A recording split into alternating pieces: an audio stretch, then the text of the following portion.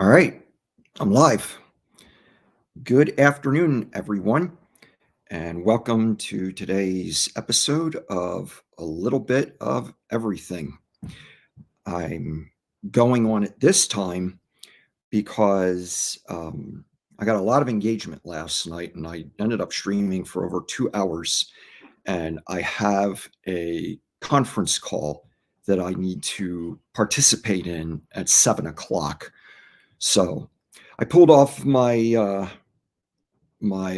property early today so that I could get home and get this thing revved up and going.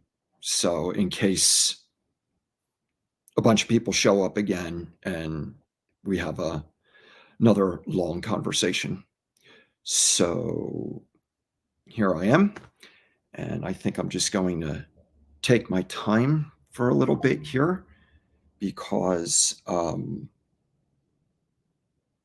just give people an opportunity to show up. But today has just been a really awesome day. I met up with my builder this morning to take care of some business, and we just got into talking about things.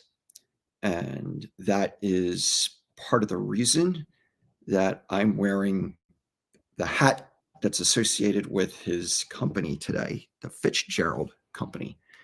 This is the business of the day that I'm going to be highlighting.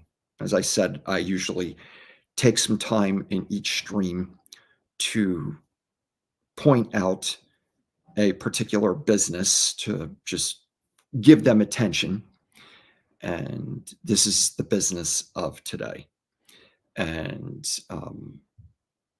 Travis even started following my YouTube channel. So, you know, hopefully he'll take the time to stop in. And if not, maybe catch some of the playback. But either way, I'm just glad that he's being supportive of me in that regard.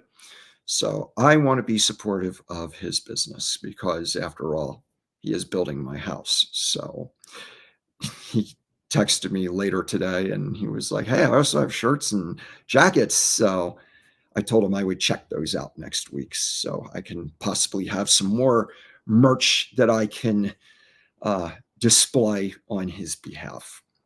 MT Coiner shows up, says, "Hey, Tim." Hello, Mr. MT Coiner. Hello to you. Thank you for dropping in. How are you doing? Um, I'm just getting started here myself, so I haven't really got into anything in detail other than just the fact that I'm promoting the man who owns the business that is building my house, and that would be Travis Fitzgerald. Actually, that's his grandfather's name. That's not his name. He named the business after his grandfather, who used to build houses down in the Phoenix area. And if you go into his office, he has some pictures on the wall of some of his grandfather's work. And it's kind of cool because the pictures look authentic, like they're from the late 18th or late 19th, early 20th century. They look like something out of the movie Tombstone. It's pretty cool. But cool. MT Coiner says he's doing well and he's just finishing up at work. Yeah, it's snowing again in Montana. What? Montana? Oh, man. I've never been to Montana, but there are some places in Montana that I would like to go to sometime. I'd like to go check out Bozeman. I know some people who live in that area. And I'd like to go to, actually, I'm thinking of Sturgis and Deadwood, but they're both in South Dakota. They're not in Montana. They may be near the border. I'd have to look on the map. But like I said, I know some people that live in Bozeman, and I've never been that far north. And if I did go that far north, I would do it in the summertime. I have a classmate who runs a campground in North Dakota. But, yeah, I wouldn't visit that place until summertime. Um, but anyway, let's see, I live about 40 minutes from Bozeman. Nice, okay. So you're familiar with the town. I hear it's like a college town. It's kind of, it's, kind of attractive to younger crowds and stuff, but, um, cool. That's good to know. Um, so yeah, had a great visit with my home builder today, and it was good to get back out and work on my property again today. Still kind of muddy out there, but I was able to get a few things done. It's more therapeutic for me to go out there and just be active. It's basically my gym for the time being. I just realized I forgot I'm going to discuss this with the builder and with my designer on the live stream last night. Someone suggested that I build an emergency bunker under the house. And I don't actually plan on doing that, but I'd be curious to get their take on what would actually be involved in doing something like that. That it sounds kind of neat one way or another, but as I was saying, I'd have a quite a time explaining to the county where all this excess dirt is coming from. But such is life. So, um, yeah, last night it was kind of interesting. One of the people that was participating was a guy named Vets in Crypto, and we got into this conversation about music. And I started giving him a rundown on my experience with music in general, because music was very instrumental in my life when I was younger, as far as helping me just helping me know who I was as a person, because I really didn't know. I didn't have any sense of identity. But the reason I'm reiterating that is not to, talk about the same thing, but to simply bring up the point that last night was the first conversation I had with somebody about music in I don't know how many years, where I never mentioned the Grateful Dead one time. I'll make up for that in the future, but like I said, I'm not going to get back into that again. We talked about that last night. But um, I was thinking about, I had mentioned yesterday that one of the things that I'm going to add as far as content to this stream is to talk about a book that I had read sometime in the past, just as, a means of covering the bases. The name of the stream is called a little bit about a little bit of everything. So, talking about things like books, music, movies, these cultural things kind of helps add to the overall content of the stream. I mean, of course, crypto plays its part, but as I've said more than once, that it's not my objective to make these streams strictly crypto centric or even strictly hex centric. There's already enough people out there talking about hex, talking about pulse chain, and so yeah. MT Coiner says, I've been reading this cool book called Sci-Vive. I read that book over the summer of 2019 while waiting for Hex to launch, because it was a way of passing the time, as Richard kept saying, 2 more weeks and we should be ready. 2 weeks later, it'd be like 2 more weeks and we might be there. 2 more weeks would go by, and we might be ready to go in 2 more weeks. And, so I read Sci-Vive as a way of dealing with the fact that 2 more weeks wasn't enough multiple times in a row. So, um, I haven't, uh I don't remember enough about what I read in there to comment on it because my overall take on reading Sci-Vive was it felt like it was a transcript of most of the things that Richard talked about in his live streams. So, it's like there was nothing in that book that really stuck out as profound because all the material sounded familiar.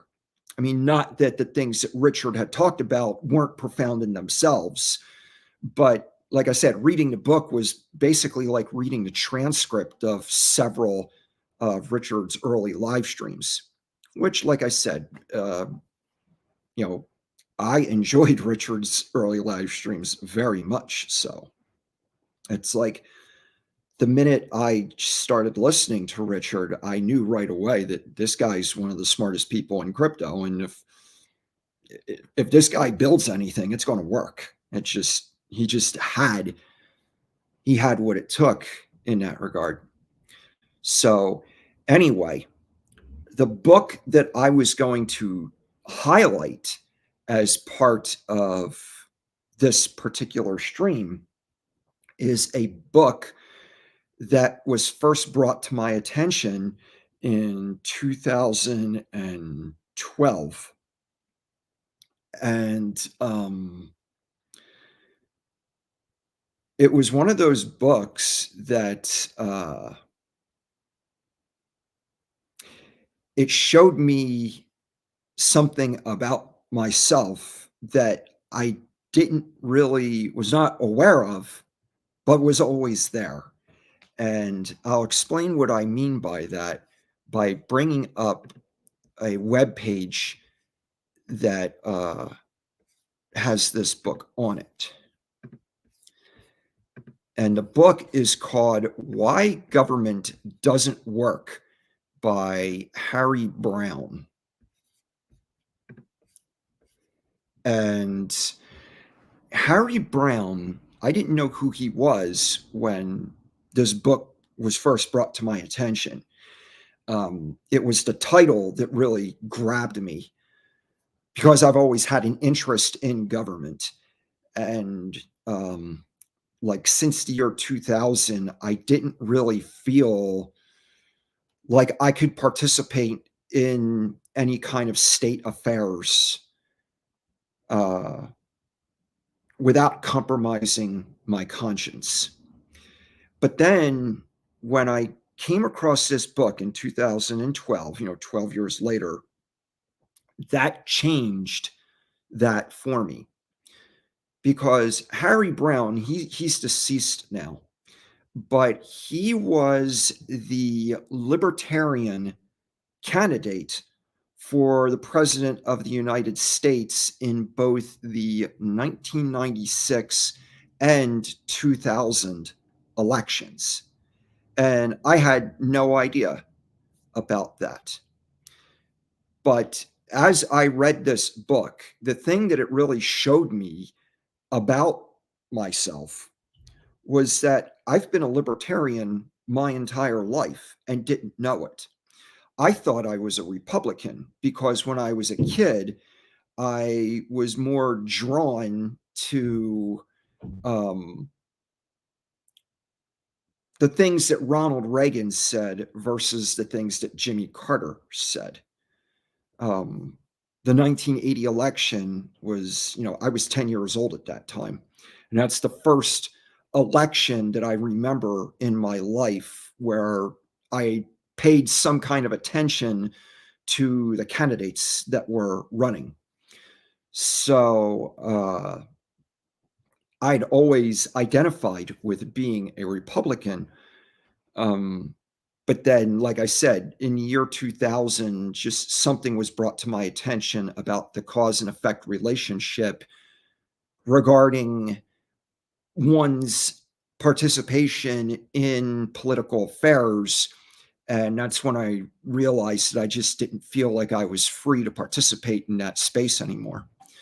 But then after reading this book by Harry Browne, and seeing what the Libertarian Party actually is, I once again just felt like I was free to pursue this particular interest.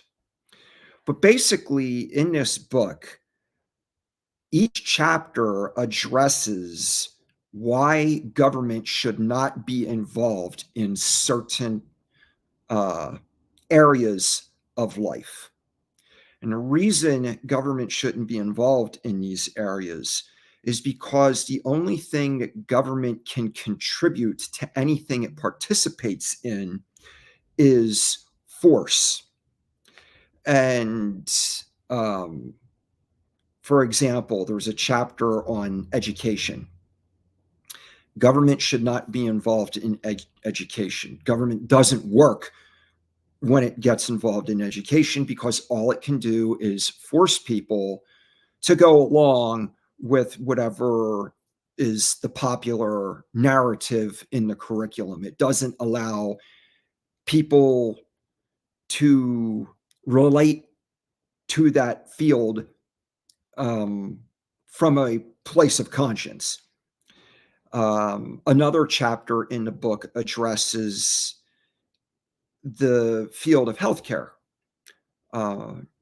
He makes the point why government shouldn't be involved in healthcare because, again, it doesn't allow for healthcare providers to compete, which would drive healthcare costs down.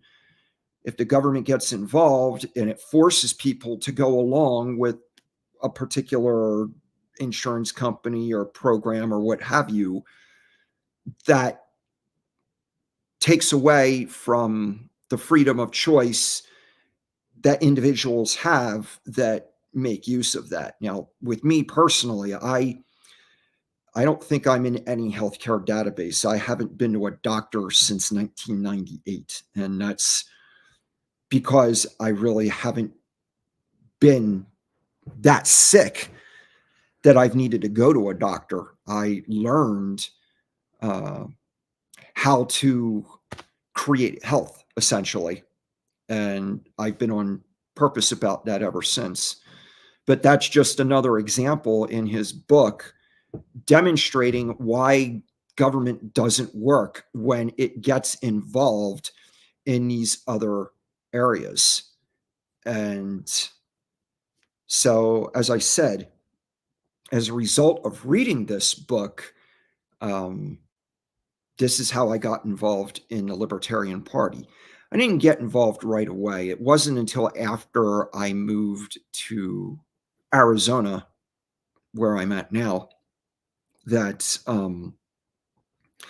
I registered as a libertarian, and then I voted in the I think it was the 2020 election.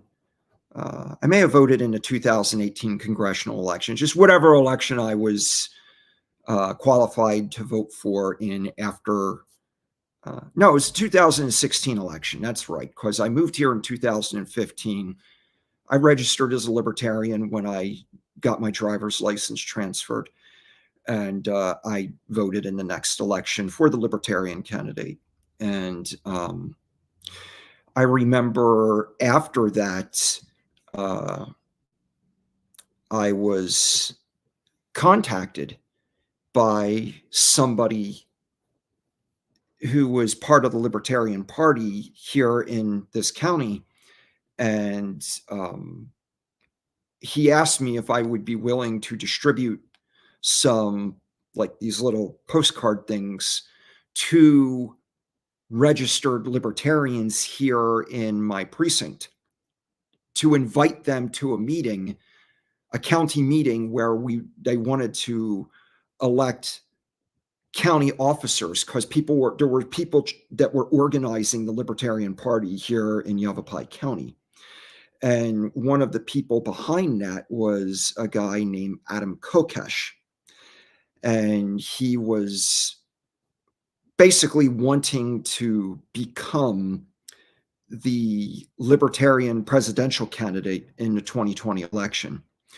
So I got to know Adam on a first name basis. I've been to his property a couple of times, and I was doing some things um, to try and help his campaign along. And uh, before I continue on that, MT Coiner made another comment here. He says that I think a lot of people lean libertarian but identify as Republicans. Yeah, if you were to ask somebody on the street for their perspective on different issues, in the Libertarian Party, we have this thing called the world's simplest or the world's smallest political quiz. And it's basically a diamond shape with a bunch of squares in it. And you answer a bunch, there's like, I don't know how many questions are in it. But based on how you answer the question, it plots on this square where you land. Left, conservative, liberal, authoritarian, libertarian are the 4 points on the compass on this square.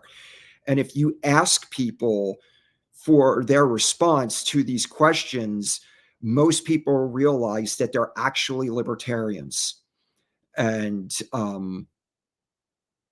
so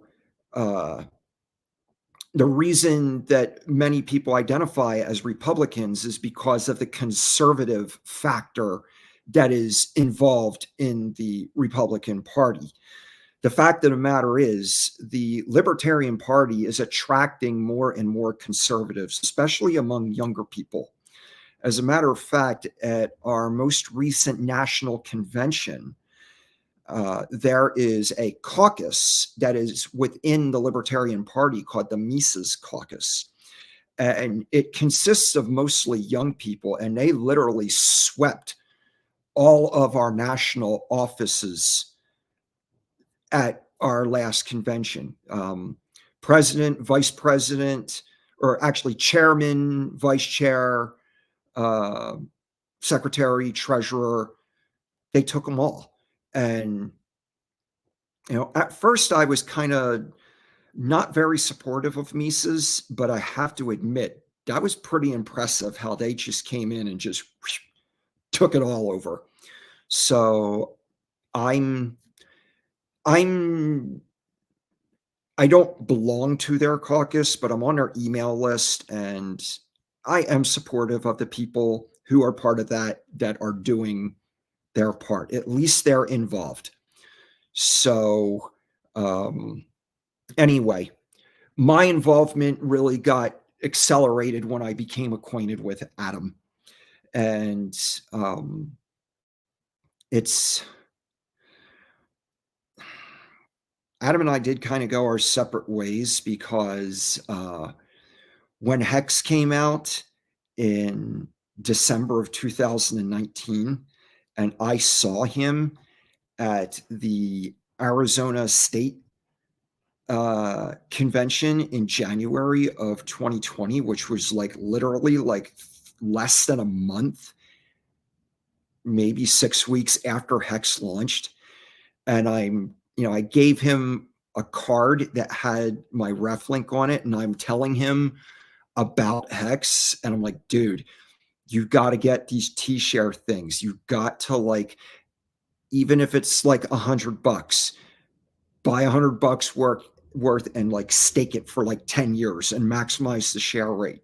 I'm telling you, you won't regret it. And he didn't do it. He was like, I'm too focused on my presidential campaign. I don't, I don't have any extra money. And I'm like, you should get some. And he never did. And, his presidential campaign never really took off either. He was really popular in the debates among the other libertarian candidates who wanted to be the candidate to represent our party. You know, his big selling point was he had the largest social media following, and that was true. But what I learned is simply having a large following out there is not how you become the candidate within the party. And when our national convention was held that year, there was like 6 people that wanted to be the presidential candidate. So we had to do a process of elimination to, reduce it to one person. And he was the first one eliminated. And it was by a lot. Like the other 5 were kind of neck and neck, and he was like way down at the bottom. And I was like pretty shocked because, you know, I wanted to support him. I believed in his message, and him and his guys did a lot to bring me on board, so I wanted to return the favor. But like I said, it was kind of surprising that he got eliminated so soon and by such a large margin. And then that was kind of the end of his pursuit of the office after that. So he was a guest on one of RG3's interviews one time in like later in 2020, 2021. And yeah, so he knows about hacks. He knew at the very beginning. So anyway, moving on to something else. I guess I will go from here into the Hexagon of the Day award. I'm coming up on the half-hour mark, and I'm not sure how long this stream is going to be. I'm probably, if I manage to go on for an hour, I'll probably just cut it off at that point because there's not a lot going on in chat. So anyway, the highly coveted and highly prestigious Hexagon of the Day award. Before I get into that, Tin Top just popped in and says, "What's up, Hexagons?" Hey, Tin Top, welcome back again. It was great having you on last night, and I'm glad you're here today. I am doing very well, and glad all is going well. What, we kept you up too late last night? No, actually, you didn't. After I got off, I was still awake for another hour or so. I couldn't fall asleep. I was too excited. But I got on here earlier today because I just remembered I have a conference call that I need to participate in at 7 o'clock. So I started the stream at 5 in case it goes on for another 2 hours like last night's was. But and then after that, I do have to wake up very early. I have to get up at 5:30 tomorrow morning because Wednesday is when I do my food bank volunteering. So I have to be there at 7. So anyway, yeah, I could have gone on a lot longer last night if I wanted to. I was pretty pumped. So anyway, I guess MT Coiner and Tin Top know each other. So yeah, I do want to get into the Hexagon of the Day award before moving on. And this person, I'm pretty sure he was day one. He was definitely there at the beginning. And he was somebody who, like me, he was somebody who worked with his hands. he worked in an auto body shop. And um, like me, he made short videos at first where he would do a walkthrough of some car that he was working on, and he would talk about crypto and life in general. And I had reached out to him a couple of times because I was doing something similar when Hex first launched. I was working for a home improvement company at the time. So we were doing this really large remodel, and I would show up early and do a YouTube video in the cab of my truck. And so we had that in common. And I told him, it'd be nice to meet you in person one day, after we've staked it until we made it. And that came to pass in, pretty sure it was in February of 2021. Maybe it was March. But there was the second Hex meetup that I was aware of or that I participated in. The first one was in Boise, Idaho. The second one was in Orlando, Florida. And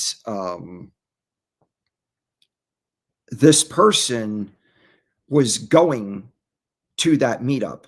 So I specifically, went to meet him. I mean, yes, I wanted to meet everybody else also. And, but, I would have went just to meet up with this person because we had developed such a strong rapport online prior to that. And what was really cool is I got there, like, I think maybe even a day early, and he got there early also. So we like literally had the whole day together, just him and I, to hang out and talk and stuff. And what was really cool is he invited his mother and stepfather along. So I got to meet them also, and we all just hit it off really good and just had a great time. So he's just someone who was a content creator. Haven't really seen him produce anything for at least the past year, but he's still active on Twitter. I see some posts from him from time to time. So I was thinking about him recently, and I wanted to give him the Hexagon of the Day award. So, without any further ado, I I got to pull up his profile here. Give me a second. I had it earlier. Here we go. Okay. Without further ado, the Hexagon of the Day award goes to Mr. Nardo for the win.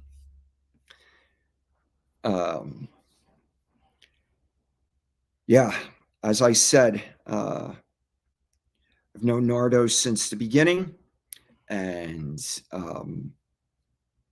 he's just, oh, and not only that, on a whole other note with Nardo, in 2022, when I went to Daytona for the Daytona 500, when Motley Investor was arranging this sponsorship, I remember I was at a meetup in Denver. It was a ski event.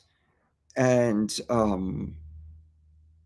when Motley was on the phone talking to the sponsorship acquisition manager and making different plans and stuff, uh, I was talking to him about that. And as a matter of fact, he asked me, what number should we get for the car?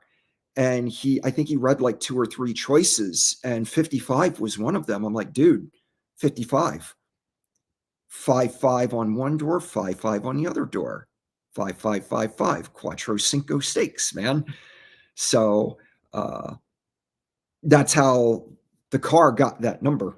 But anyway, I really wasn't involved with the NASCAR project any further than that. I bought a general admission ticket online, and I was going to go and sit in the stands, just to be supportive. But when I actually got there in Daytona, I met up with Nardo, and I told him what was going on with me and how I just got there and how I had a ticket. And he's like, "Oh, really?" So he gets on his phone and he makes a phone call. And he's like, "Yo, is that pit pass still available?" And I didn't know he was talking to Motley. And Motley's like, "Yeah." So as it turns out, somebody from the sponsorship team didn't make it to Daytona, and they had a pit pass. So basically, Nardo scored me that pit pass from Motley for me that I didn't even know was available. So I ended up hanging out with, all the Hexicans that did contribute to this project. And I just thought it was the greatest thing ever because, I'm not a big NASCAR person myself, but where I come from in Pennsylvania, there's a lot of people that I know who are big NASCAR fans. And chances are they've never been in the pit and they probably never will. So the fact that I was able to upgrade my ticket to that for free was really just awesome. I mean, that really made my day. So that was just another thing that Nardo worked out to my benefit. So well deserved. Like I said, Nardo is a team player, Hexican all the way. If you don't know him, you should get to know him. Follow him on Twitter. Yeah, he's just a great guy. And I'm so glad to have gotten to know him. So, with that, I am considering. Oh, just before I had to think, Mel Tony stops by and saves me from having to think of something. Good evening, Mel Tony. Thanks for stopping in again. It is very good to see you. And I was just, oh, dude, I missed the entire Vegas race because our flight got delayed. Oh, man, that's terrible.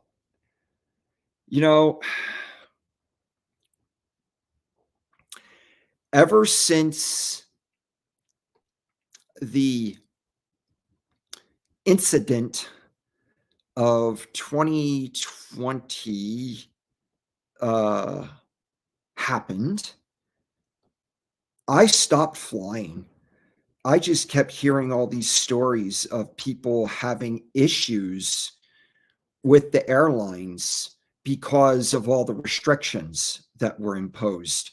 And I just realized looking at that I really don't like the idea of trusting a middleman with transporting my body from point A to point B.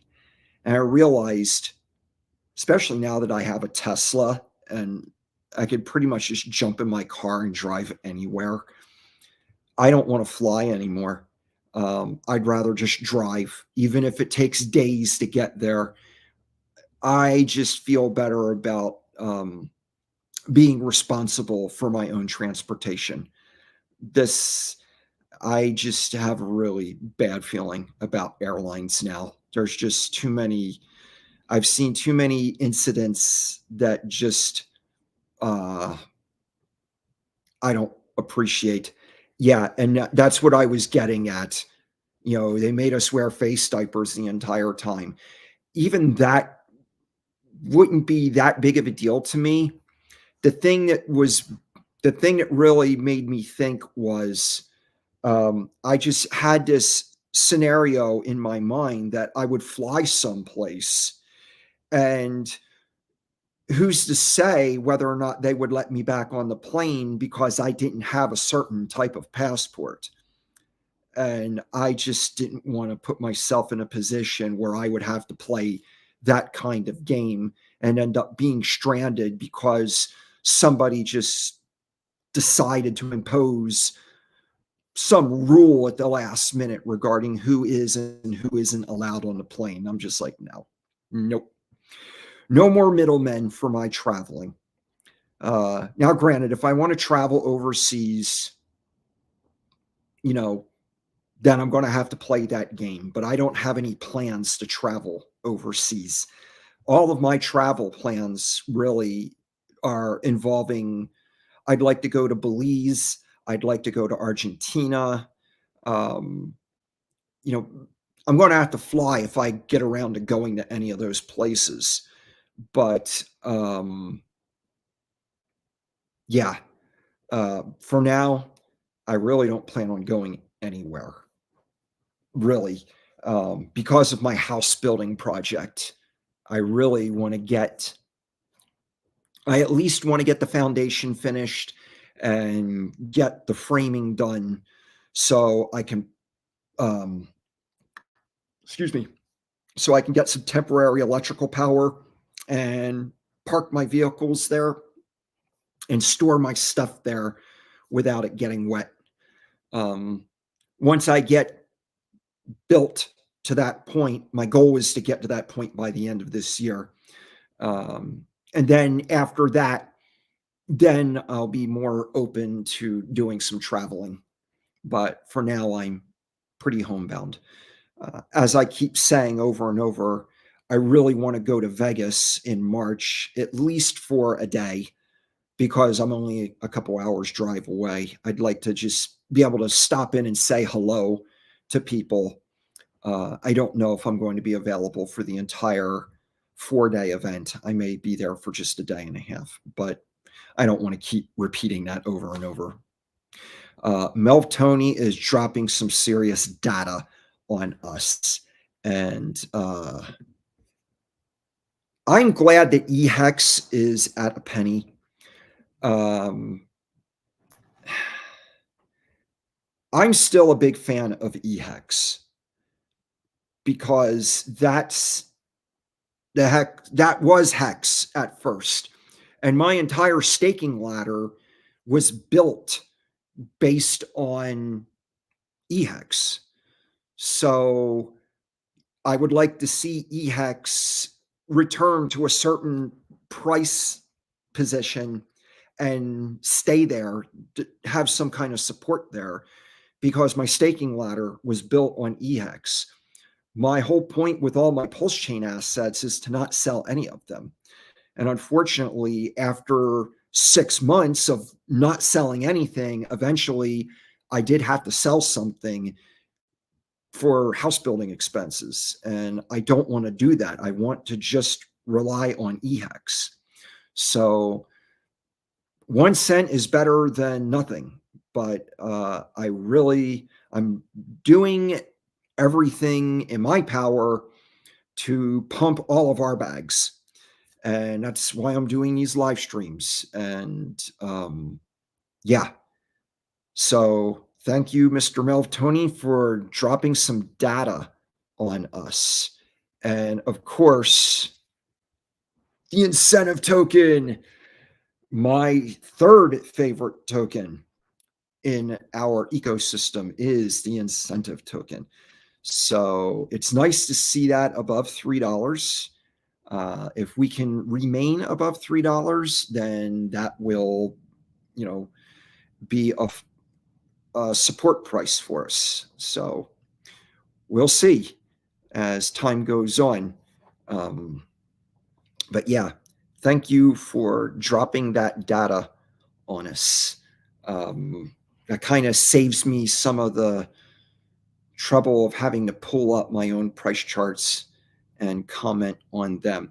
If I could make a request, Melv Tony, if you could add, at least if you're going to publish price data on my stream, can I request that you add the price of COM to your contributions? Because that's my second favorite coin. And like I've said over and over, I am a big fanboy of Johnny Sachs and The Secret Weapon.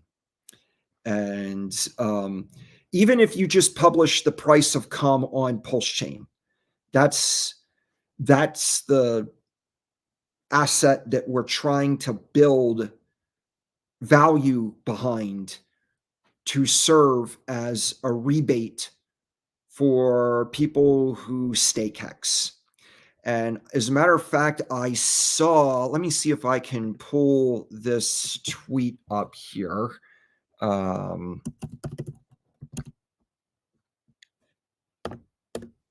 Here we go. Or at least this is his page. Let's see if I can find his, I'm not seeing, it must have been a reply that he submitted to somebody else, because I'm not seeing it on his Twitter account. So, or actually here, if I click on replies, bear with me for a second. I'm not. Oh yeah, here it is. Cool. Give me a second here to, I want to highlight the tweet and I want to share pull it up here on the screen. All right. Seth Mendoza, who received the first Hexagon of the Day award. He tweeted recently, or actually he retweeted what Anthony had tweeted, that the coupon rate is now at 10.4% on COM. And what that means is if you stake, for example, let's say you stake $100 worth of HEX for 15 years, excuse me, you can claim enough COM on that stake that if you sold that COM, you would get approximately $10 in return for staking $100 worth of HEX for 15 years. The goal with those of us who are supporters of the Secret Weapon is for that coupon rate to go to 100%. Because when we get to that point, if you stake $100 worth of HEX for 15 years, you would literally be able to claim $100 worth of COM right away, or at least the next day after your stake starts. You would be able to do that. Right now, we're only at 10%. The goal is to get to 100%. And mind you, this only works with native HEX stakes. This doesn't work with HSI stakes. So this is why I'm a big supporter of the Secret Weapon, because can you imagine, people being able to do 15-year HEX stakes for free and getting their cash back the next day for what they staked, the dollar value that they staked in HEX. Now, mind you, right now, that coupon rate, it's at 10%. You'll only get that if you stake for 15 years. If you stake for anything less than 15 years, then the amount of COM that you're able to claim drops exponentially from that point. So our goal is to get the coupon rate to 100% for 15-year stakes. And there's two different ways we can get to that 100% mark. And this is something Johnny brings out in his video where he gives the full breakdown of the secret weapon. One way to get to the 100% mark is if somebody market buys some certain dollar amount worth of COM, like $65,000, something like that. If somebody did a market buy at that price, at least that was the price at the time he made the video. It could be different now because the price has gone up. But anyway, somebody can market buy a giant glob of COM and drive the coupon rate to 100% right away. But if they do that, then there wouldn't be any stability and people could dump the price back down fairly easy. The second way of building up to the coupon rate, which would require a lot more capital outlay, would be contributing to the liquidity pairs that are listed on the PHUX exchange. Johnny set up a trading pair between Hex and COM for the 5% coupon rate, 10%, all the way up incrementally to the 100% coupon rate. By doing that, by building it that way with that much stability, he literally does the math that lets us know what is the total dollar value that has to back COM so that if every single person sold all of their COM, it wouldn't dump the price and ruin the coupon rate. So, like I said, he does a complete walkthrough of all of that in his video. I cannot recommend Johnny Sachs's video on the secret weapon enough. I mean, it is just the most revolutionary product and the most revolutionary battle strategy that can really just drive the price of Hex like stupid high, like numbers we can hardly imagine. And yeah, there was something else I was going to say about that, and it just now slipped my mind. And I don't want to keep dwelling on it over and over again, even though I can't help it. It's something that I favor. Oh, I remember what it was. COM, the amount of COM that can be minted is directly proportional to the number of T-shares that your stake is worth. So as T-shares become less and less obtainable, the amount of COM that will be minted will diminish in relationship to that. On the surface, it doesn't look that way now because the token supply of COM is stupid, like in the quadrillions. But like I said yesterday, the ratios, if you follow the ratios, COM is increasingly scarce by the stake. And as I've said before, you have to stake at least 6 months to even qualify to mint COM. So at the risk of repeating myself, but anyway, so that is that.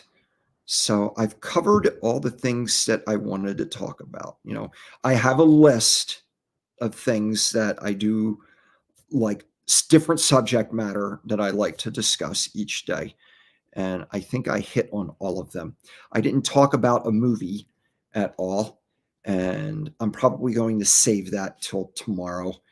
I am approaching the 1 hour mark. So I probably will shut this down shortly. Before I do that, I do want to take a look.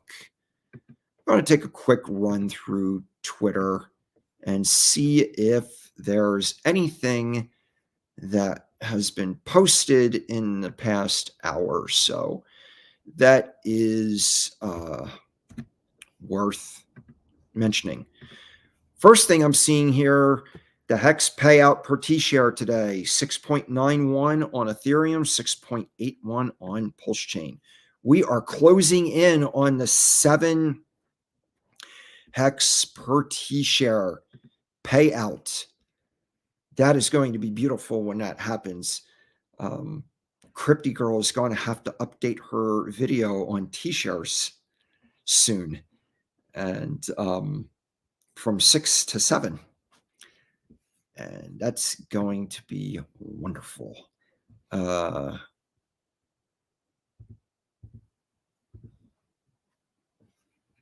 see.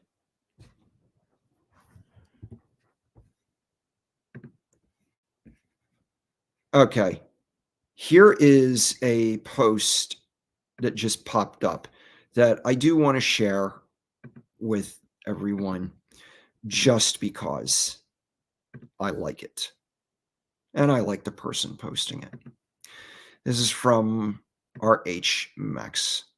It says, one way I can think of to pay homage to every person who staked Hex at 40 cents and watched it go down to a penny is to stake Hex at a penny and see it blast through 40 cents again. $500 of Hex at 1 cent gets you 50,000. $500 of Hex at 40 cents gives you 1,250. And if you bought the same amount at 40 cents and 1 cent, your DCA price is actually 2 cents. There's a lot to winning to be had in this ecosystem, regardless of price up or down, if you believe in the asset over time. We haven't even talked about the yield with staking. Go to hexcalc.net and play with the numbers. And that brings up a really good point. One thing that I've learned the hard way in the process of onboarding people into Hex is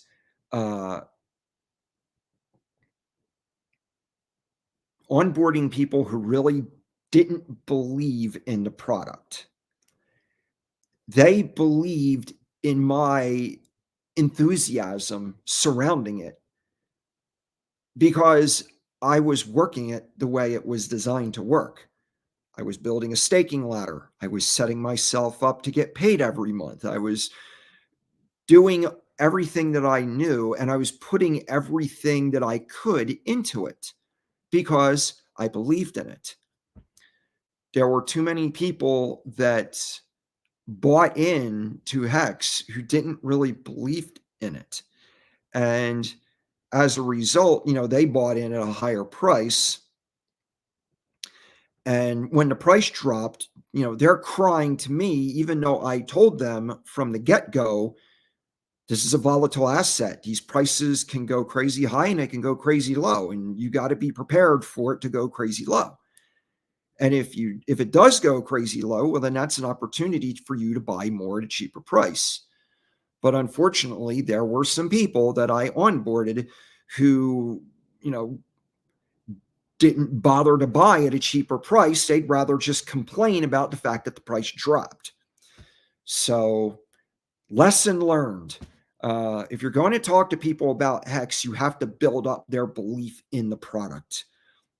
And that requires knowledge, and it requires really just being able to read people and make people be honest. Communication is a beautiful skill. Not only through the art of communication can you be honest, but you can make other people be honest too. And it's not enough to just assume that somebody believes in something because they're exhibiting interest in it. So anyway, that is a tweet that I wanted to share. And let's see if there's another one that's close by. Um,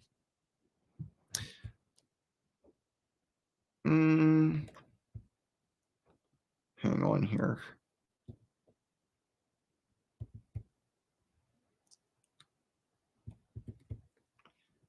I follow more than just uh,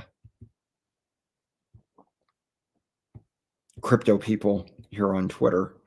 So, um,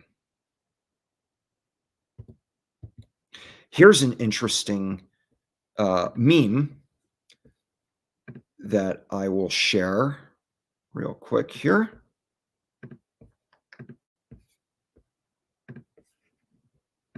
This is posted by a man named Larry Sharp, who's a libertarian who ran for governor of New York in the last election. Someone that I met in person, great guy. The greatest change we need to make is from consumption to production. And I wholeheartedly agree with that. Um, the more we produce, the more value we create. Um, Consumption is the practice of extracting value. Production is the means of creating value. And I've talked about this before that, because of what we have with our decentralized financial ecosystem, the way we're going to experience the greatest adoption is by showing people how to integrate production into DeFi rather than relating to it from a position of consumption. And that's one of the reasons I highlight a business every day on my stream, is because people who own businesses are producing. So, anyway, just a cool meme that I thought I would share while I'm on a roll, pulling up stuff off of Twitter. Let's see if I can find something else here that is interesting without creating too much dead air. Uh,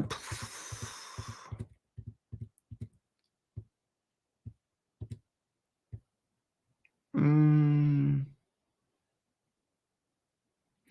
looks like I'm not seeing anything.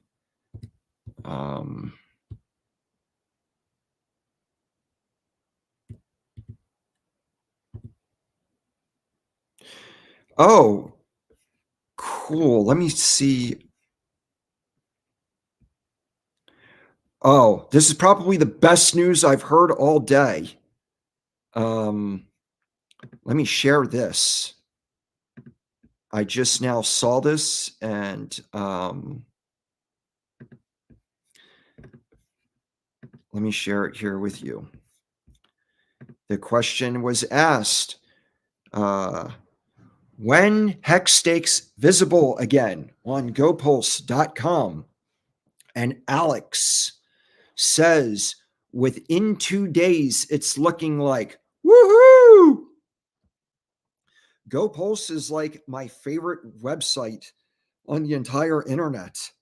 I'm on there.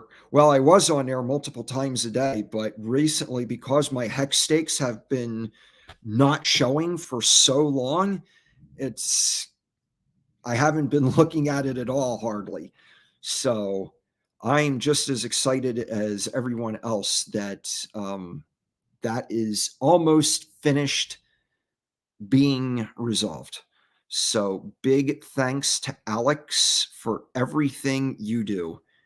Alex is probably, he's definitely on the list of people that will be recognized sometime in the future for being the Hexican of the day because he is just a brilliant, technologically minded individual, and his contributions uh, to this space are just awesome. So, um, since I'm still on a roll here, um, let me look. Let's see.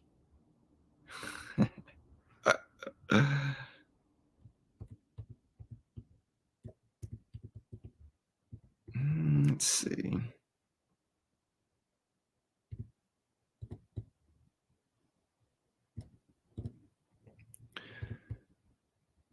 Um,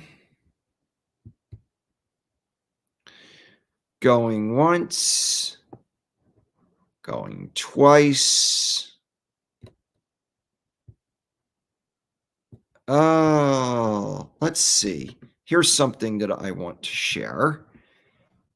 Um, Talk about goals in life. I have a goal. I want to, and this picture will demonstrate what that goal is. And this is a picture called Pulse Chain Content Creators. And I've seen this picture several times posted on Twitter.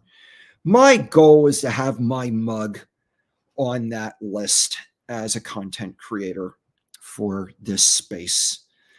Um, it's, I can understand why I haven't made that list, previous to now, because even though I've been in this space since the beginning, I haven't been very, excuse me, I haven't been very consistent with making content. And, oh, my throat's going dry and I forgot to bring my water over here. But anyway, this is why I'm literally forcing myself to do a live stream every day because I would like to be recognized among the Pulse Chain content creators because, I'm a believer in the product. I've been here since day one and, I want to pull my share of the weight.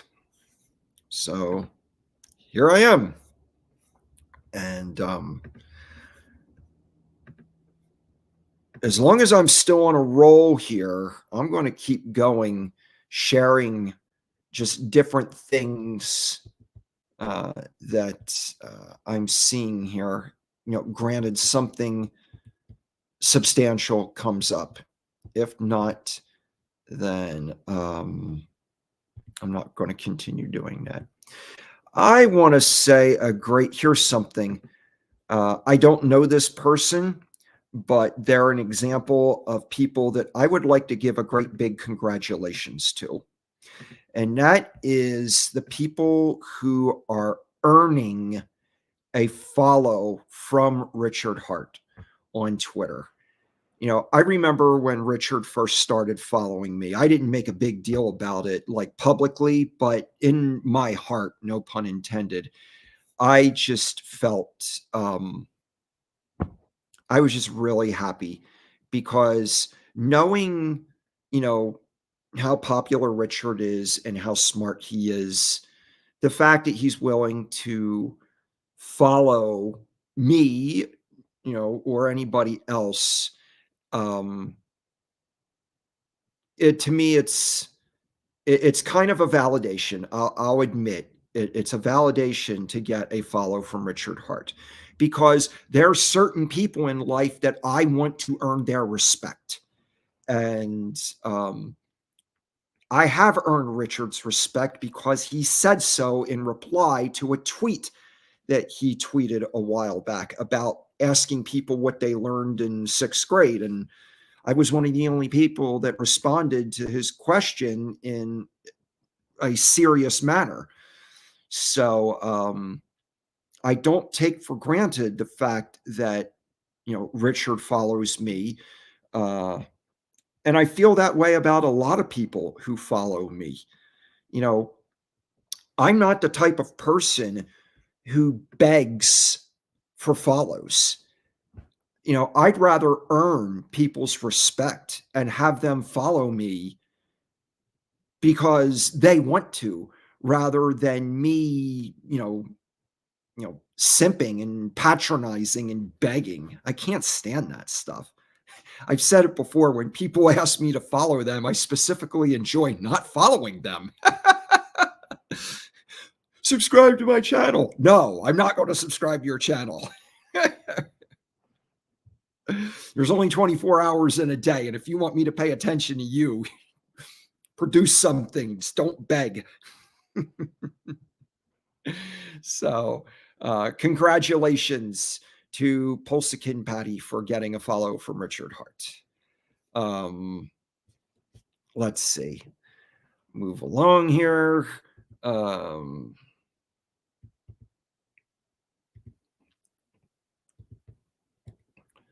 Oh, this is really a great tweet also. I saw this while I was eating dinner earlier, and I thought I would share this one also. This is kind of the news segment of the stream. It's great when we have news to talk about in our own space instead of having to talk about all the stuff that sucks out in the world. But this is a tweet from Kinetics, and he's asking people who live in Wyoming, excuse me, if you're part of our space and you live in Wyoming, to go pay a personal visit to Senator Cynthia Lumen's office in Wyoming, because she is a pro-crypto senator who has publicly spoken out in behalf of Coinbase in their case against the SEC. So the more personal contact that we can create among people who work for the state, the better that secures our place in this world and in the economy. And so, yeah, big shout out to Kinetics for taking the time to put together this tweet and all the contact information that's in there regarding how to get in touch with Senator Lummis. So, with me, I'm somewhat involved with my county here in Arizona because I'm a participant of what is called the Election Integrity Committee. And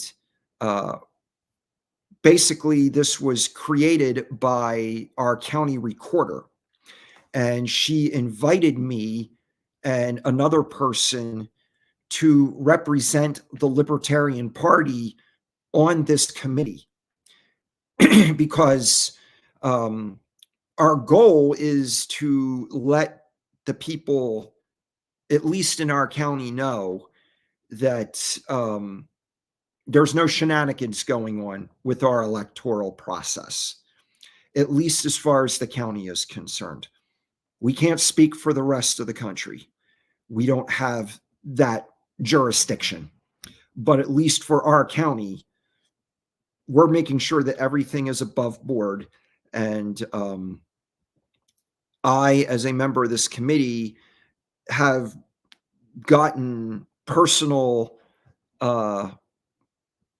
walkthroughs of our entire electoral process. And it's just, I'm really satisfied and impressed with our electoral system in our county. I mean, you really can't ask for a whole lot more. I mean, it was really wild. The one day we were taken into the room where they actually count the ballots, because before the ballots even make it into that room, the signatures need to be verified that appears on the envelope. And then after the signature is verified, then they open the envelope or actually they take the envelope into, they put them in these bins and take them into this room, and then they get open in the room, and then they're filed and cataloged, and then they're counted, and then all that counting information is entered into uh, a computer that uses a Linux based uh, software, and these computers are not connected to the internet, and all the USB ports have locks on them, and nobody is allowed to take a cell phone into this room under any circumstances. And it was really strange because it's like I never go anywhere without my phone, and so I had to give up my phone to participate in this. And it was actually kind of strange, having to put my phone in a bin and somebody walking away with it. And they're like, "You'll get this back when you're done." And I'm just like, okay. But it's like the whole time I was in there, I'm like, where's my phone? But that's, that's the level of security we have in the county. And I did get my phone back. And even like they like had cookies and stuff as like a thank you for participating. But anyway, um, my point being is everybody should make a point to speak with people who work for your state or for your county and let them know about DeFi. My county recorder knows about Hex. I haven't really like tried to onboard her. Um, I just would rather her take that step and say, "Hey, I'd like to sit down with you and talk about this." But, it's no secret when I roll up, to the county building with my Tesla and people see all the logos and stuff, that's my opportunity to tell them what it is and how it works.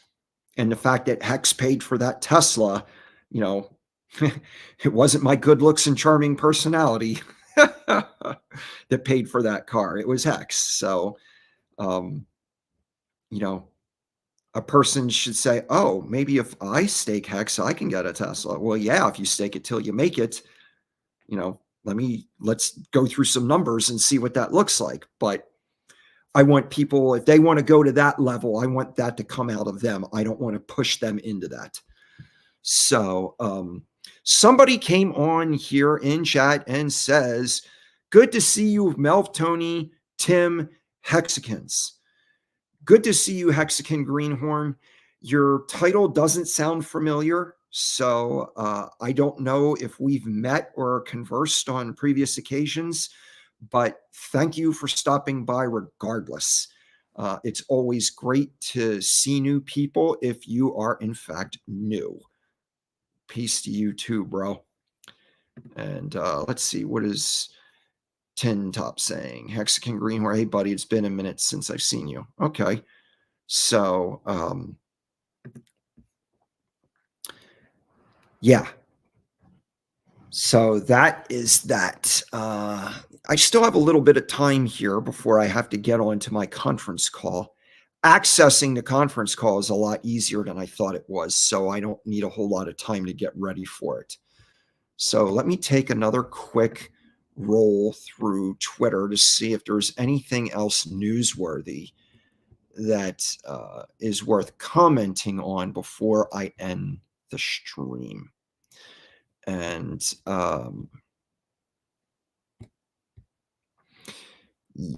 let's see.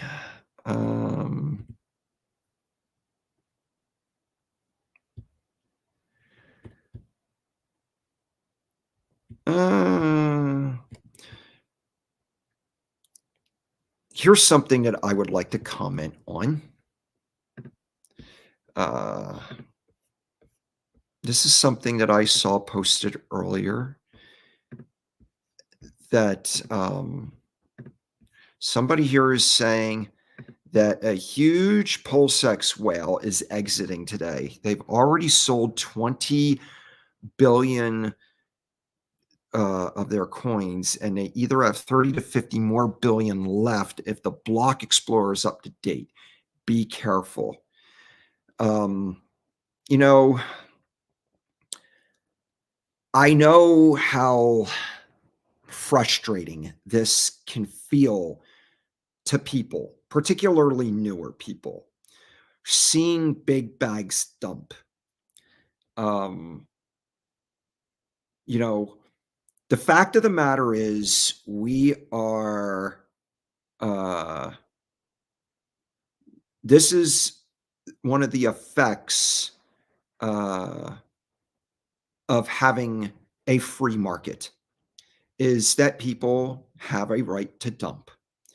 And yeah, if you're looking to buy in and establish a position in an asset, yeah, it's if you know that somebody is dumping a whole lot, it's best to wait for them to dump before you buy in. But people need to discipline their emotions when they're aware that somebody with a big bag is dumping. Because the fact of the matter is, people have a right to dump. And this is one of the reasons that I love Hex so much, is because if you stake it until you make it, in the truest sense of the word, it doesn't matter what the price is.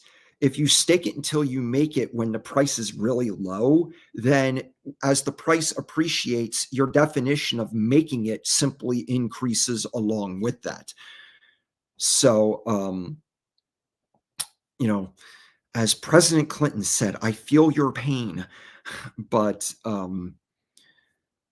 it's you've arrived when you don't feel pain, when you're aware of people, even big bags, whales dumping. You know, at the beginning when Hex first launched, a lot of detractors were trying to tell me, the origin address was going to dump, and it would literally destroy the price of Hex. And my response to that was, okay, fine, let the origin address dump. I'll buy it all and I'll become the origin address and I won't dump. So there. So anyway, I want to turn that off for a moment because I want to take a second here to say hello to Who Dat, because he said earlier, hi, brother. I'm assuming that was meant to me. If not, I'll take it anyway and say hello, brother, to you too. Thank you for coming back again. I have a conference call that I have to partake of at 7 o'clock, so I started to stream a little earlier this evening in case it would be another 2-hour stream. I wanted to have enough time available, to hang out with everybody before I had to go and take this call. So thank you, Hudat, for stopping by to visit. And then Hexagon Greenhorn, been just packing bags through the bear market feelings, blessed. And, I almost envy people who are in a position to who have dry powder available to buy in at these lower prices, because I created my staking ladder and I'm pretty much set that I'm retired, so I'm living off of crypto for the first time in 11 years, actually 12 years that I've been in crypto. No, excuse me, going on 13 years that I've been in crypto. I finally got to a place just in the last 2 years where I can live off of crypto. So it's like any money that I earn on the side. I have a couple of friends that own businesses, and once in a while I'll go help them, and they just pay me petty cash on the side, and I just pretty much use that to buy groceries and stuff. Um, but yeah, if I wasn't in a position where I could live off of crypto and I was in a position where I needed to buy it, I would be packing my bags like mad at these prices. I mean, this is really a blessing in disguise if people are willing to look at it that way. Um, so anyway, Marcavelli stopped in, and I want to say hello to Mr. Marcavelli. Um, it's the first time I've recognized you on a stream, but thank you for stopping by. Um, Tin Top says, I need a better PulseX position. I was out of money during that SAC phase. I just put small amounts from 10 plus wallets to be associated with the sacrifice set. Yeah, PulseX is definitely a coin that you want some kind of position on because of the buy and burn feature. That coin is destined for greatness. And it's one of those things that is growing in the shadows. And when it pops, when that dragon wakes up, it's going to be a force to be reckoned with. People are going to be wishing that they, you know, got a position in that coin when they could have. Hexakin Greenhorn says, nice, Tim. You're OG for sure. I got in crypto in 2020, kind of newbie. Well, you know, better late than never, they say. And, you know, I got to admit, most of my crypto experience has been a learning experience. It took me many, many years before I started to develop anything recognizable to some kind of profit. So, you know, I hope you do very well. I hope you build a staking ladder and that it supports you. I just wish you so much success. The fact that you got in 2020, you're going on in your fourth year. It's when we start to see prices going back up, I think you're going to be very well off. Granted, you have some kind of staking ladder. He goes on, 10, it will come, my brother, still early days. Thank you, my friend, for the kind words, Tim. You're very welcome. Thank you for, stopping by and being part of the show. It's when I first started doing this just last week, I was kind of nervous because all I could think about was, what if nobody cares? What if nobody pays attention? Are you just going to talk to an empty space on the internet for an hour? And yeah, I will, if that's what it takes, because if you do something consistently enough, you're going to get good at it, and people are going to start paying attention, if for no other reason than to wonder, why is this idiot talking to himself for an hour every day? I mean, it's amazing. Even the worst of us can serve as bad examples to serve for the greater good of our space. So, yeah, here I am going on an hour and a half. And again, I didn't think I'd be on tonight for more than a half hour. Tim, I remember you in telechat. It's a pleasure to listen to your knowledge. Appreciated, bud. Well, again, thank you for listening in on it. And I like knowledge, and I've spent most of my life acquiring it. And the more I acquire it, the more dumb I feel, recognizing that there's just so many more volumes of stuff out there to know.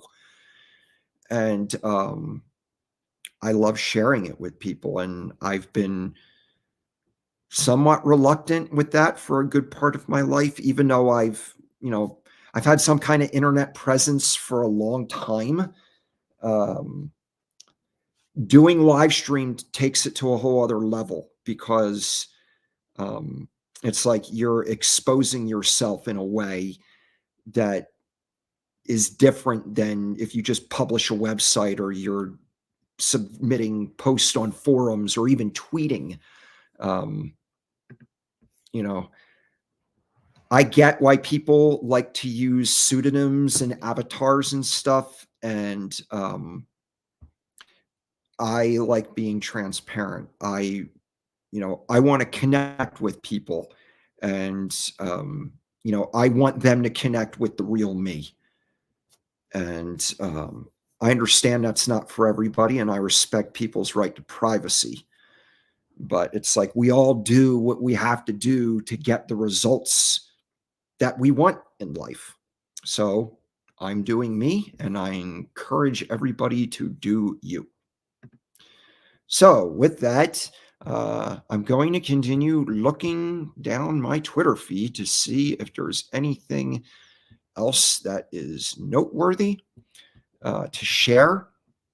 And actually, here, I want to give a shout out to a product that I don't use it very much, but I love it.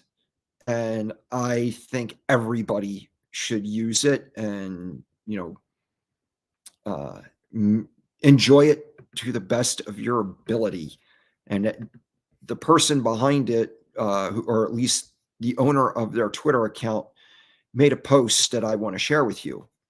And this is from Hex Scout. It says, elevating Hex with hexscout.com, triple recognized by Hex, and personally endorsed by its founder. The highest level of trust, any audit. Discover the ultimate Hex one-stop Hex management tool, all about the Hex Scout app. Yeah, I really ought to use that app more than I do, but I just think that app is awesome. I showed Travis, my builder, that app recently, and yeah, he really likes it also. So if anybody out there is not aware of hexscout.com, I would recommend you look into it, and you can even download the app on your phone. So with that, let's see if there's anything else that is worth mentioning.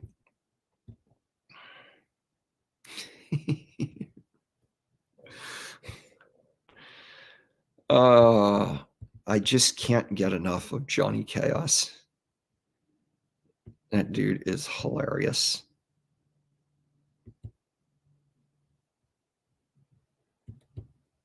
Let's see. I'm not seeing anything at the moment, but a whole lot of new tweets have been published in the last couple minutes that I have not addressed here. So I'm just going to look at this for a few more seconds, and I'm gonna go up and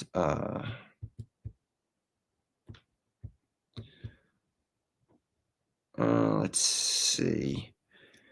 All right, I'm not seeing anything. Going once, going twice. Okay.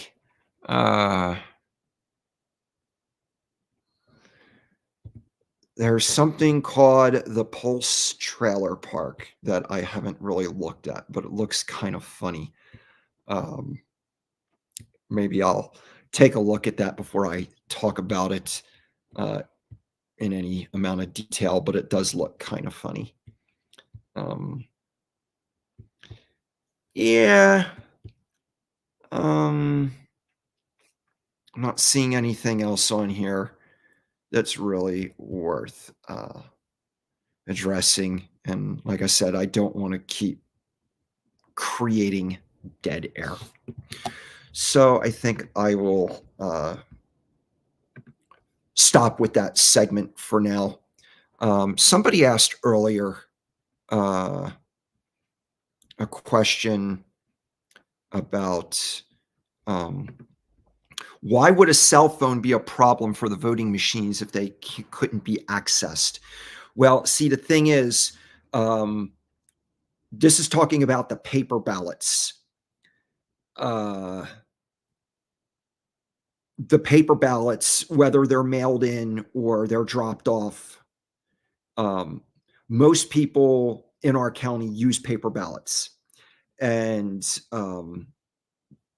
they have to have the signatures verified.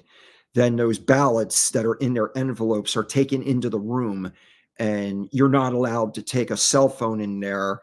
Um, I don't remember their exact reasoning, but it's like there's no electronics allowed in the room, like at all. And their computers that are in there are only, they don't have any internet access. And it's like, even like the walls of the room have like a certain type of insulation where you can't get an internet signal in that room, on your phone or on your watch or any other device. And then what happens is the vote data is put onto a computer, and then that voting information is given like directly. I think it may even be hand delivered to the Secretary of State from that point. But anyway, would you be allowed to bring a signal detector into that room? I wouldn't be surprised if they have somebody do that before an election just to make sure that the room is insulated and that there's no signals in there. But yeah, that's something that I would have to ask to know for sure. Um, let's see if there's anything else on here. No crypto on my phone, only the Staker app. I still have the Staker app on my phone, even though it no longer works, or at least I haven't tried it in about a month. I really like that app. It's too bad it doesn't work anymore. But yeah, do not put a wallet on your phone. Yeah, I know that Hex Scout can work as a wallet, but I don't have any of my wallets accessing that. Yeah, do not do crypto on your phone ever. You do not need, you shouldn't have to need that access.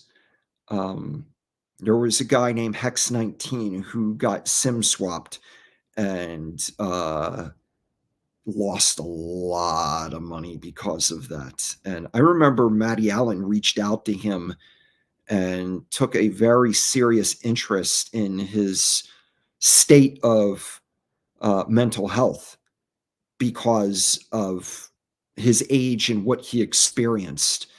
Fortunately, he took it very well. He understood the nature of what happened and how he made himself vulnerable to that.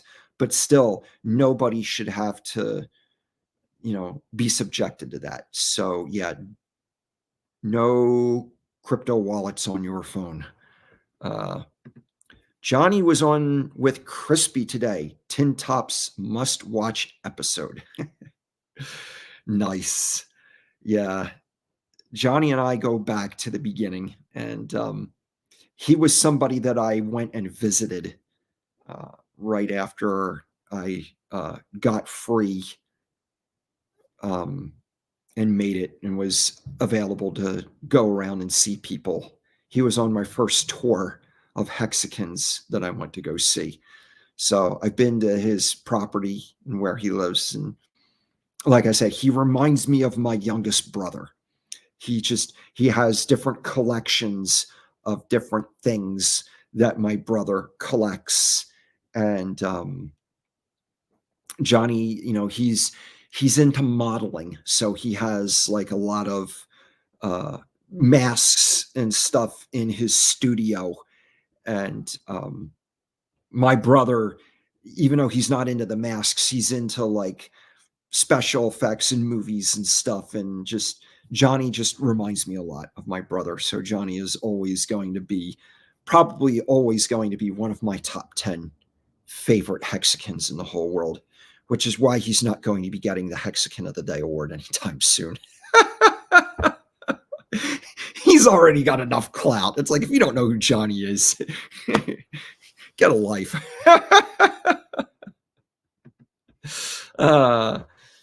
Yeah, it is a voter privacy thing. It's not a hack the machine protocol. And even our electronic voting machines, we got to walk through on how they work, because the software is Windows based. My libertarian partner that's part of this election integrity committee, his career is in software engineering. He's like Papa Boehner. He's like into security, software design. Like, he's used to dealing with source codes. In the early days of software design, if you bought a computer program, you didn't just get the program, you got the source code along with it. And that's his background. And, Windows products are proprietary. They don't share the source code with anybody. So he's really weary of, like, he thinks Windows is like one of the most evil things in the world. So to find out that our electronic voting machines use Windows-based software, he was like not happy about that. And he made a big stink about that on more than one occasion. And our county recorder was explaining to him that the software doesn't count the votes. It's just a means for people to access their own voting data that's already registered with the county, to tell the county that this is who I am. And then the actual people who do the counting, they verify that. The computer doesn't do the work. The voting is done by humans, no matter, even if they enter their voting information in the machine. It's still counted by humans. So anyway, and also in the state of Arizona, not every state does that, but in Arizona, if you want to vote, you have to prove that you're a resident of Arizona and that you're a United States citizen. You need a driver's license. You need something. You just can't walk in there and say, hey, I'm here to vote for whoever the TV tells me to vote for. So, yeah, going back to Greenhorn, he's like, yeah, I love Johnny and Crispy. And yeah, I met Johnny in person. He's a good dude. He really is. I'm glad he made it to Maddie's big conference in Vegas in 2022. Because Johnny will be the first to admit he's kind of a homebody. He doesn't like to travel and get out that much. He's local. So I was really happy to see him in Vegas, knowing that he's that way. And and he's already said that he has no plans of going anywhere this year. So if you want to go see Johnny, you need to arrange that with him. But anyway, I'm coming up here on, it's almost 7:00, so I am going to have to get going here in a few minutes. Yeah, he lives about 1 hour from me here in Michigan. Yeah, I'd only been to Michigan one other time before I went to see Johnny. And that was in 1991. Some friends and I rented a motorhome, and we went and saw the Grateful Dead in 2 shows in New Jersey, 2 shows at a venue called the Pine Knob Music Theater. I don't even remember where that is in Michigan, but I remember on our way to that, we stopped at a water park called Pleasure Island. And that was one of the coolest water parks I ever been to, because there had this one water slide that you go on top of a large hill, and it corkscrews in and out of this hill as you go down to the bottom. It was just a really cool thing to do. And like I said, I don't even remember where that was. Oh, it was in a town called Muskegon. That's where the water park was. But I don't remember where the Pine Knob Music Theater was. I'd have to look it up on the internet to see. But that was the only time I had been to Michigan until I went to go see Johnny. And I would go back. I actually enjoyed Michigan. It was pretty cool. And I like how it's right there along the lake. There's a Campground of America that's right there along the lake. If you know that interstate that you take to get to Johnny's town, if you stay on that interstate and keep going to the lake, there's a campground there. So I think it would be cool to take the motorhome there, spend a couple days, at that campground, hang out with Johnny for a little bit. I would do that. I would absolutely do that. It would just make a cool trip. And then I found out another friend from back in the early days of when I lived in Arizona the first time, someone I lost track with for 20 years. Finally, we found each other online, and he lives in Minnesota. So, and then Crypto Coffee lives in Chicago. So, I may do a Great Lakes trip sometime in the near future. If not this summer, next summer. I think that would just be really cool. Tin Top says, Windows is evil.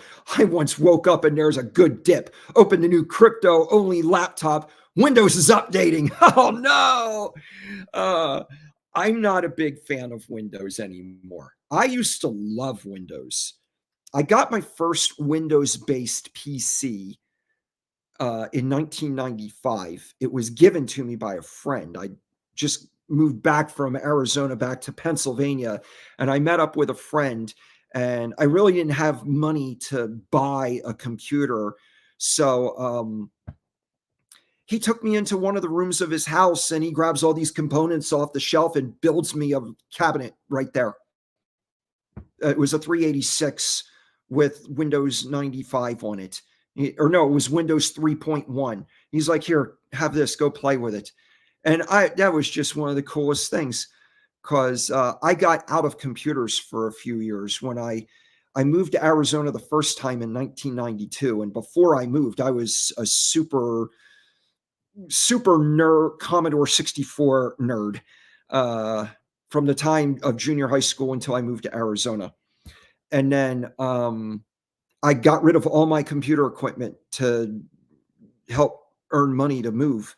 And I didn't get back into computers again until after I moved back to Pennsylvania, and my friend built me this cabinet.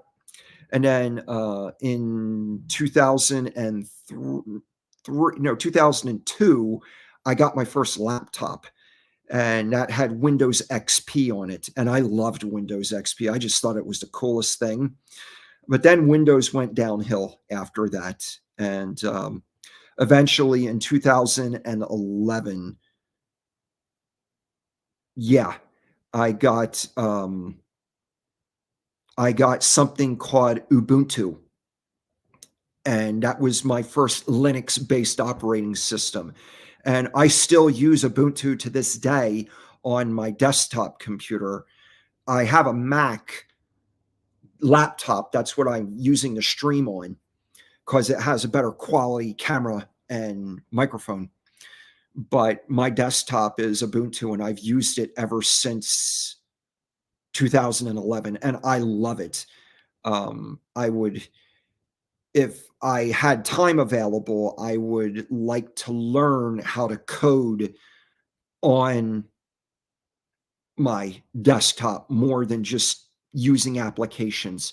I'd like to learn how to do stacks and do more advanced coding, but every time I try to get into that, I just don't have the focus. I don't have a need. That's the real problem. If I needed to build my own software, then I'd be able to focus on doing that, but I don't. So, but I love Linux. Linux is number one, and I always liked Apple computers ever since I used my first Apple back in high school, but I never uh, Apples were really expensive when I was in high school. Commodores were like a fraction of the price, and they just had all the cool titles, software titles. But I always thought Apples were well-built machines, but I never got one until like 2008. No, 2013, I bought one. I bought a Mac Mini used off of eBay for like 200 bucks. And that was my first Mac. And then I got this new laptop like last year or year before. But anyway, um, yeah, real cool. Pine Knob is in Clarkston, Michigan. I need to look that up on the map. Outside venue. Yeah, it was a great venue, even though I almost got carried away by mosquitoes at that concert. Of course, that exaggeration may have been accentuated by something I ate earlier that evening. Who's to say? Heck yeah, I'd visit you, bud. Hey, I'd love to meet you in person. I love meeting people. So, I need to wrap this up here in a few minutes. I'm just joking about the updates, not Windows evil stuff, but I'm a Linux maxi. Yeah, like I just said, I love Linux. I think it's great. Um, Microsoft seems to get worse by the year. Yeah, I noticed that. Right after Windows XP, when they got into the whatever that following system was, I mean, I didn't own it, but I knew people who got laptops, and it just Windows went from being a programmer's operating system to being a consumer product, and that's when it just went downhill from there. Um, it just yeah. Yeah, and Tin Top agrees. XP, I believe, was the last good Windows distro. Yeah. Like I said, it's like Windows XP was like the ultimate operating system for people who actually know how to code. And yeah, you mess with Talos or Kadeshi Linux. Uh, no. Ubuntu is the only Linux system I've used besides Mint. Uh, uh, I've downloaded Mint onto a different computer at one time, and I used that for a while. It crashed on me more than once. And plus, the computer that I downloaded it onto has since either the hard drive shot or the motherboard shot, and I haven't gotten around to getting it replaced. But I've used Mint and Ubuntu. And like I said, I love Ubuntu. I just think it's awesome. And so with that, I really do need to go. Like I said, I have a conference call I have to get on in about a little over 5 minutes. So again, I have another stream that went for almost 2 hours. So thank you, everybody, for keeping me occupied during this time. I want to be able to stream for hours on end. I think it would just be great to just edify our community and you know, do whatever I can to pump our bags.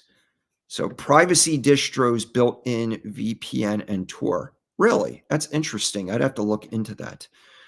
And then, of course, Greenhorn says, have a good night, everyone. It was a pleasure chatting. Stay safe. You too, Hexagon Greenhorn.